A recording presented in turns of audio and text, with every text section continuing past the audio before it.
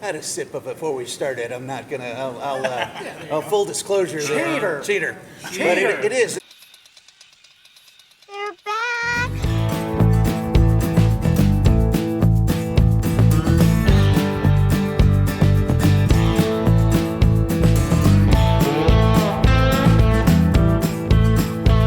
Coming to you virtually live from the pop-up beer to whiskey studios on the brewery floor of Southernside Brewing Company in glorious downtown Greenville, South Carolina. I'm Russ Heaps, and welcome to this episode of Big John and Five, and that's where I get my good buddy on the other end of the day is there, Big John Richards, our beer whisperer and certified cicerone. Say that fast a couple of times. And we're joined today by our special guest, the actual terrible duo of brewers from Southernside. Well, it's, we'll get t-shirts made.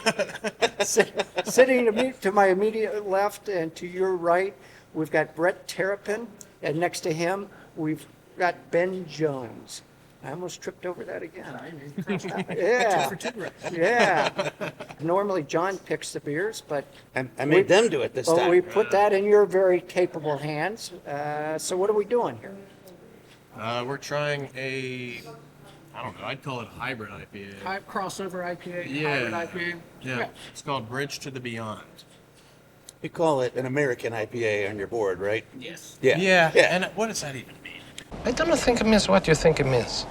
I don't. Well, that's not a thing that exists in Yeah. the BJCP guidelines, if you Yeah. will, but it's something that the American brewers have started calling the thing that's not quite West Coast and not quite New England. Yeah, 220, 221, whatever it takes.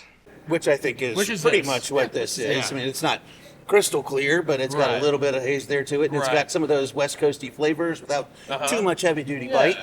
Yeah, when we made this, we were trying to cater to both IPA fans. We wanted to get a little bitterness in there, but still have the tropical citrus kind of flavors you get from a cool pool. Well, let's cheers each other so I can sip while you guys talk, because I don't get to do that much.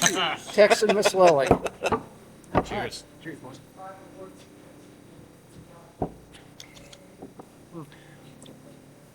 And we had a sip of it before we started. I'm not gonna. I'll full disclosure. Cheater. But You cheated. Pirate. it is. It's really nice. We're trying to make it look pretty for the cameras, Yeah. So it wasn't my fault. No Applebee's sports around here. None of that. So yeah. But it's got a nice little grapefruit bite to it, but it's not super bitter. It's fresh and it's crisp and it's accessible, and I think it's But really it's, and tasty. it's not sweet. Yeah. No, we did You not know, it's want not it to that be sweet. cloying sweetness you get with a Yeah. lot of.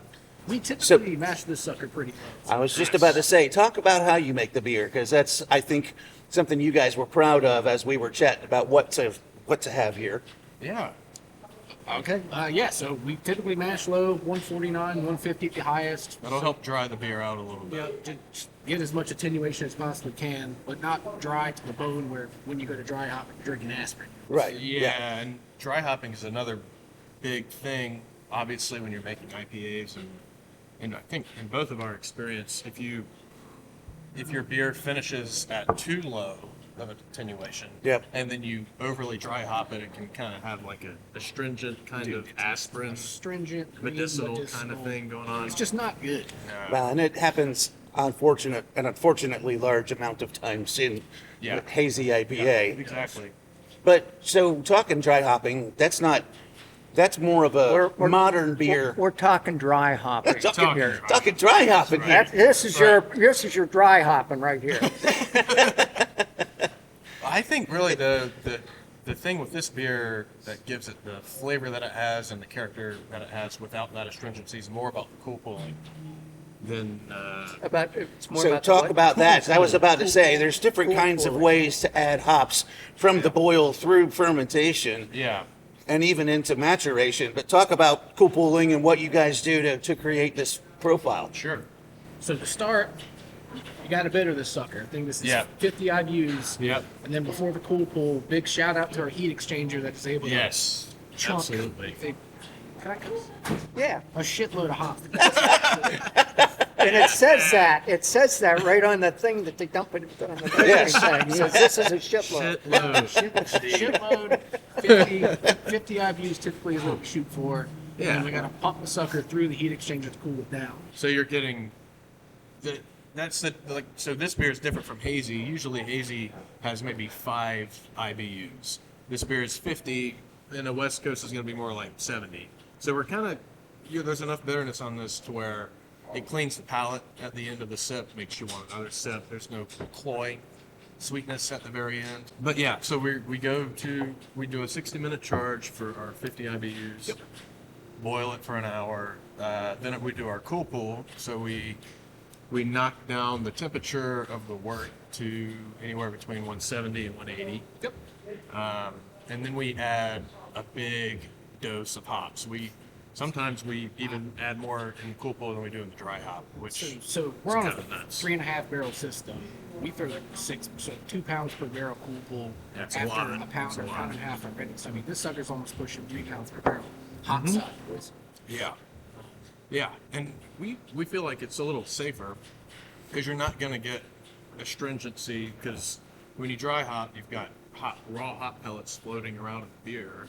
And especially if you don't have a lot of time to let it fall out and dump off the bottom of the tank, then it's going to still be in suspension when you pour it off the tap, and that's where you get those astringent teabag kind of flavors that I really don't like. Bitter bomb, chewing on hops. Yeah. Yeah. You chewing on the beer itself. And it's Yeah, just not, yeah. you don't want to, a lot of hazies, that's the downfall, because you have to dry hop them so much, or you don't have to, but a lot of people do, and then therefore they rush it. Because in a lot of hazies, hops don't even get to the beer until fermentation.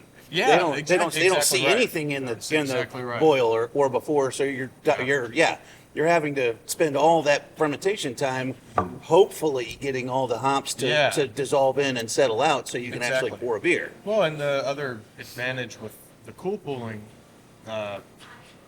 process that we use is a lot of when you rack your wort from the kettle into the fermenter, you're leaving that cool pool hop in the bottom of the kettle. It Right. never even makes it Yeah. to taking the it to the tank. to the tank. So you're cutting out that astringent factor already, and you're still getting all these tropical flavors. I mean, how much do we dry hop this beer? Like 1.5 pounds per barrel, If that, which is tiny. that's Yeah. Very Yeah. small for a dry hop IPA. All you beer nerds out there will want to be writing this down, so write That's this right. down. Write that down. And we're gonna put math formulas at the Yeah, bottom yeah, and yeah, in the subtitles. That's and- right. right. You can make this beer at home. I think it's It'll take a while. Just a straight Pilsner. What do we do? I think Warrior, this whatever is bitter just, we got, and this then is just straight base malt. There's no frills on it. Yeah. Oh, we need to talk about the hop sweets. hops. Bittering charge, whatever's high alpha, it doesn't matter. Yep. Uh, The 50 IBUs. Talus, Amarillo, Mosaic. Yep. That's our cool pool and our dry hop on this one. I really like the combo. Yeah. Kind of brown. Yeah. That drink's nice. I Mosaic is one of the hops I can reliably identify in Oh, beer yeah? because I hate it. And it's in one of every the stinking best, IPA. man. It's It's in one of the every best. My IPA. favorite hop. Everybody loves it. I'm Get the out of only here. one. Get out of here. It's not cappy like Simcoe, man. What's going on? I'm Sim- ambivalent. Simcoe's one of my favorites. It's delicious. It's delicious.